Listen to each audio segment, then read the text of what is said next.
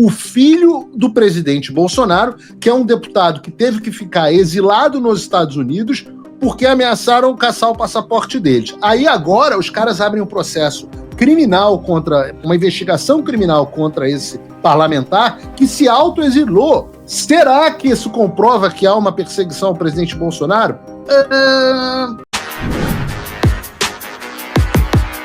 Olavo é do Carvalho, melhor canal de corte do YouTube. Opa, eu sei que você não aguenta mais ouvir, eu pedi para você fazer o triplo C, curtir, comentar e compartilhar, mas eu peço porque 4 entre cada 10 pessoas sequer estão inscritas no canal e a maioria não ativa as notificações e nem curte o vídeo e isso prejudica o nosso algoritmo. Então ajuda a gente aí, brigadão. O programa de hoje, meus amigos, é aquele programa que, de novo, a gente tem que fazer o programa assim, né, sorriso de orelha a orelha, porque, como nós veremos logo mais, o secretário de Estado dos Estados Unidos, Marco Rubio, nos brindou com notícias maravilhosas logo no início do dia. Mas antes da gente chegar à cereja do bolo, eu quero fazer um preâmbulo que vai nos levar a esse assunto. Porque ontem eu falei bastante sobre a incredulidade da mídia e do Supremo Tribunal Federal quanto às respostas, a possibilidade das respostas americanas em relação à situação no Brasil. Eu digo isso porque quando eu cheguei aqui e comecei a falar sobre esse assunto em 2022, era impensável você imaginar que o Brasil estivesse com autoridades na lista de pessoas sancionadas com perda de vista ou com qualquer coisa do tipo por conta de censura. Ninguém sabia que ia acontecer censura no Brasil, ninguém sabia o que estava acontecendo no Brasil.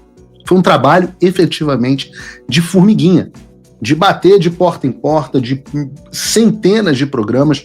Hoje mesmo já vou eu de novo para a televisão americana, centenas de programas, podcasts, desenvolvimento de relações, coisa absolutamente inexistentes aqui. Naquele momento não tinha ninguém efetivamente falando de forma organizada sobre a situação do Brasil. Não havia um plano do que poderia ser feito.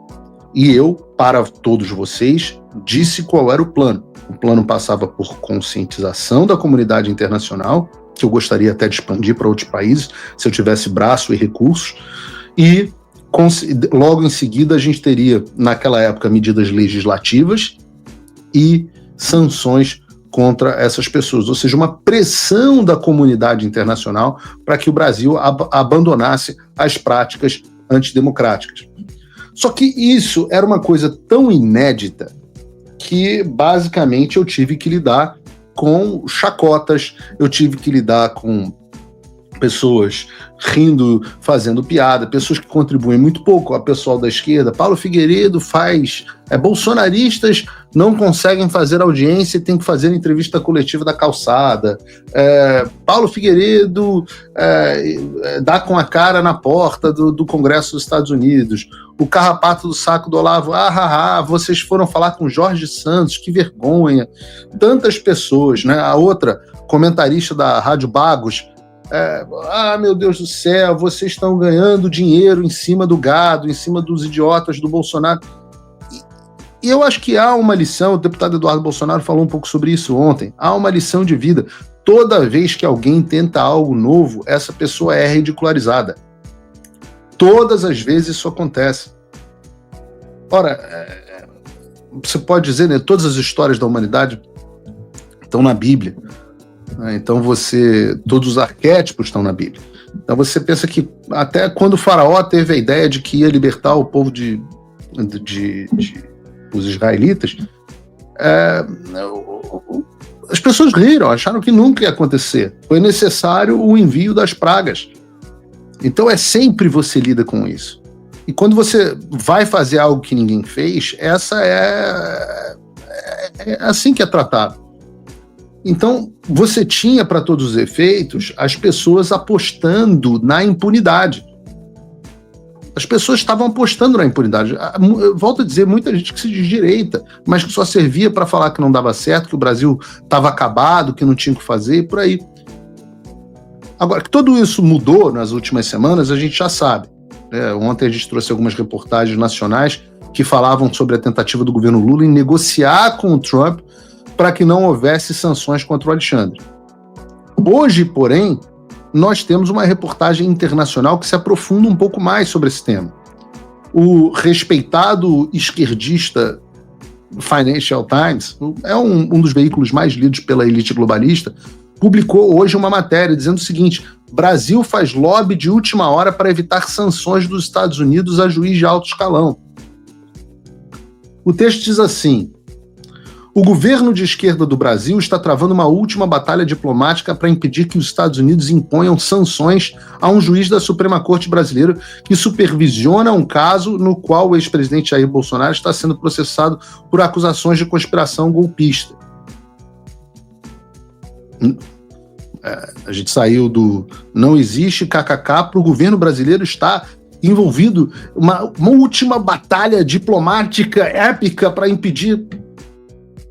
O secretário de Estado dos Estados Unidos, Marco Rubio, afirmou na semana passada que Washington está considerando sanções contra o ministro Alexandre de Moraes, pela lei Magnitsky, que não são essas que a gente que saíram hoje ainda, mas autoridades brasileiras temem que a ameaça de sanções financeiras e vistos coloque as duas nações mais populosas das Américas em rota de colisão. Estamos tentando impedir que o sangue chegue ao Rio, disse um funcionário, acrescentando que o ministro das Relações Exteriores, Mauro Vieira, está coordenando o esforço diplomático. Ele afirmou que a pressão da Casa Branca por parte de grandes empresas de tecnologia que enfrentam restrições impostas pelo Supremo Tribunal Federal Brasileiro parece estar ajudando a influenciar o argumento contra o tribunal em Washington. Fala pessoal, tá gostando desse vídeo? Não esqueça de deixar o seu like e se inscrever no canal Olavo Edu Carvalho para receber notícias quentíssimas todos os dias. Isso ajuda demais o nosso trabalho e o YouTube irá recomendar para mais pessoas. Ora, quem diria, quem poderia imaginar que você ir e censurar as empresas mais poderosas do país gerariam repercussões negativas, que as empresas se voltariam contra você. Quem poderia imaginar que essas empresas gigantes iam, apesar do próprio Zuckerberg ter dito que estava trabalhando com o governo dos Estados Unidos para acabar com a censura no mundo, apesar do Elon Musk, que se diz um absolutista da liberdade de expressão, ter um problema pessoal com Alexandre de Moraes e ter sido medievalizado pelo Alexandre no ano passado, quem poderia imaginar que essas empresas ficariam putas e dariam um troco no momento certo?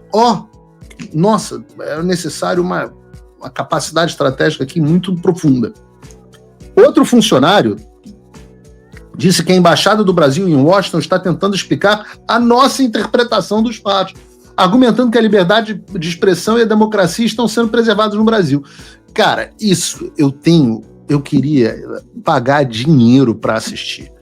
Eu queria muito, não vão me deixar, mas eu queria ficar sentado numa sala assistindo os funcionários do Departamento de Estado do Brasil, né, do Ministério das Relações Exteriores, explicando para os funcionários do Trump de que a direita pratica desinformação, de que eles tentaram um golpe ou uma insurreição, de que eles falaram mentiras sobre o sistema eleitoral do país, de que as eleições tinham sido roubadas. Eu fico imaginando os caras do Departamento de Estado falando assim, e que eles, na verdade, foram os grandes salvadores da democracia. Aliás, João, coloca na pauta amanhã, porque era para a pauta de hoje, sobre como o governo Biden, os funcionários do governo Biden também diziam que estavam cometendo ilegalidades e arbitrariedades para salvar a democracia americana. Eu fico imaginando como é que é essa conversa, porque os funcionários do Departamento de Estado já me contaram como são essas conversas. Eles falam assim, mas isso tudo é o que vocês diziam da gente. Aí os funcionários do governo brasileiro ficam assim, mas a verdade é que vocês também são uma ameaça para a democracia. É uma coisa absolutamente ridícula, é um argumento que não tem a menor chance de dar certo. Por isso, continua a reportagem, o governo dos Estados Unidos tem demonstrado crescente simpatia pelos argumentos da família Bolsonaro de conservadores brasileiros, segundo os quais o ex-presidente Jair Bolsonaro, aliado de Donald Trump, é vítima de perseguição política e que a liberdade de expressão no Brasil está sob ameaça. Vocês imaginam que complicado, né? O filho do presidente Bolsonaro, que é um deputado que teve que ficar exilado nos Estados Unidos, porque ameaçaram caçar o passaporte deles. Aí agora os caras abrem um processo criminal uma investigação criminal contra esse parlamentar que se autoexilou, abriu mão do mandato, deixou de ser presidente da Comissão de Relações Exteriores. Será que isso comprova que há uma perseguição ao presidente Bolsonaro? Ao lado desta figura está um jornalista que era o número 1 da audiência no Brasil. Aliás, agradeço as mais de 33 mil pessoas assistindo agora. Cliquem aqui no like para a gente chegar ao recorde de audiência aqui. Que tem mais audiência do que qualquer um. Líder, continua sendo líder debaixo de censura, que já teve uma dúzia de contas de redes sociais bloqueadas, passaporte cancelado e está sendo acusado de participar em um golpe de Estado por noticiar o que vinha acontecendo dentro das Forças Armadas brasileiras. Vocês imaginam se... por que será que, como diz o Financial Times, o governo dos Estados Unidos tem demonstrado crescente simpatia pelos argumentos? Pô, vocês não percebem da esquerda, mas vocês nos criaram. Eu não sou ninguém, entendam, eu não sou ninguém. No Brasil, vocês ainda dizem que eu sou neto do Figueiredo, ainda sou um jornalista famoso, com bastante audiência, que vocês chamam de blogueiro, influenciador, sei lá. Um dia eu vou abrir meu OnlyFans para vocês chamarem de influenciador, tô malhando para isso. Mas aí no Brasil, eu ainda sou alguma coisa. Aqui nos Estados Unidos, eu não sou porra nenhuma. Eu sou um coitado de um imigrante. Sabe quem me transforma em alguma coisa nos Estados Unidos? Vocês! O Eduardo se tornou um símbolo graças a vocês. Vocês nos deram lugar de fala, o ódio de vocês. Então, eu deixo aqui o meu muito obrigado. Muito obrigado pelas perseguições, pelas tribulações, porque vocês me deram o privilégio de agir debaixo de uma missão que eu entendo como divina, de restaurar a liberdade do povo brasileiro. Se você, como eu, tá dormindo mais tranquilo agora que o Trump voltou à presidência, ótimo. Mas e o Brasil? Nosso país continua no buraco. A volta do Trump nos dá esperança, mas as coisas não vão se resolver sozinhas. Vai ser preciso muito trabalho, meu e seu. E não adianta xingar muito nas redes sociais achando que isso resolve alguma coisa. Não tem salvador da pátria, não tem um político que vai resolver por você. A responsabilidade é sua. Eu larguei tudo para me dedicar a isso. E você? Como você pode ajudar sem abandonar as suas obrigações? Simples. Apoie quem está na linha de frente. Sem isso, esse trabalho simplesmente não continua. Acesse www.paulofigueiredoshow.com/apoie e com a partir de $5 por mês, garanta que isso siga em frente. Se puder ir além, torne-se meu patrono Gold e participe do meu grupo privado e ajude a definir as minhas próximas pautas. A diferença entre vencer e perder está na ação. Durma tranquilo, sabendo que você fez a sua parte. Faça o tal do triplo C. Curta, comenta, porque a integração do chat ajuda muito, e compartilhe.